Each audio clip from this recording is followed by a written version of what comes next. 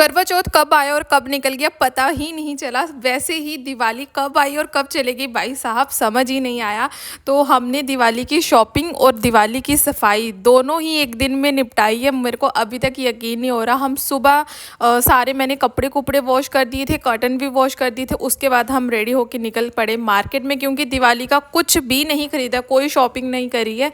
हम जैसे बाहर गए और थोड़ा बहुत सामान लिया और दीवू ने अपना टॉय लिया, फिर उसके बाद लाइट्स वगैरह ली और थोड़ा बहुत शॉपिंग करने के बाद इतनी गर्मी लग रही थी तो हमने सोचा पहले कुछ खा लेते हैं। भूख भी बड़ी ज़ोर से लगी थी तो हमने क्रिस्पी क्रिस्पी ये डोसा मंगवाया और ये खाया, बहुत ज़्यादा टेस्टी था।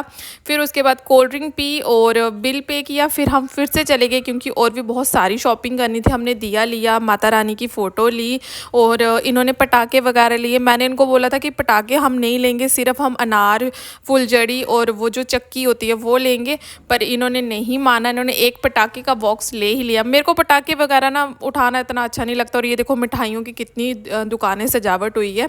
तो सारा सामान लेके हम घर आ गए और दीवू को यहाँ पर चींटी मिल गई थी इसलिए खुश हो रहा था। चींटी को देख के ना बड़ा खुश होता है। तो हमने स्टार्ट कर लिया अपना सारा सफाई अभियान। इनको मैंने बोला कि आप डस्टिंग कर दो क्योंकि ऊपर मेरी हाइट पहुँचेगी नहीं।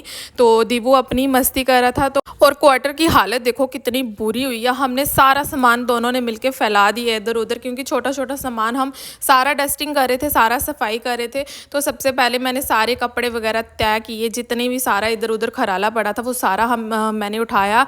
और ये टेबल यहाँ पर ना मैंने अपने सारे पार्सल रखती हूँ, मेकअप का सामान सारा कुछ रखती हूँ।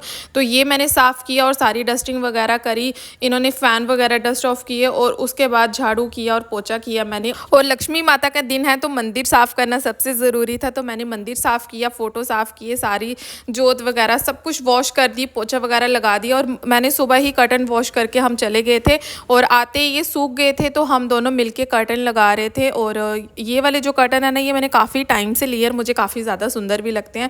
और मैं इतनी ज़्यादा थक गई थी, मुझे सर्वाइकल में इतनी ज़्यादा पेन बढ़ रही थी, इतनी दर्द हो रही थी। बट फिर उसके बाद मैंने खाना वगैरह बनाया जैसे तैसे करके। इन्होंने बाहर लाइट्स लगाई क्योंकि हमने कोई डेकोरेशन नहीं करी थी। और दीवू देखो बिना शूज़ के चल पड़ा है। पूरा दिन हमारा ऐसे ही निकल गया। चलो मिलती हूँ आपको नेक्स्ट ब्लॉग में।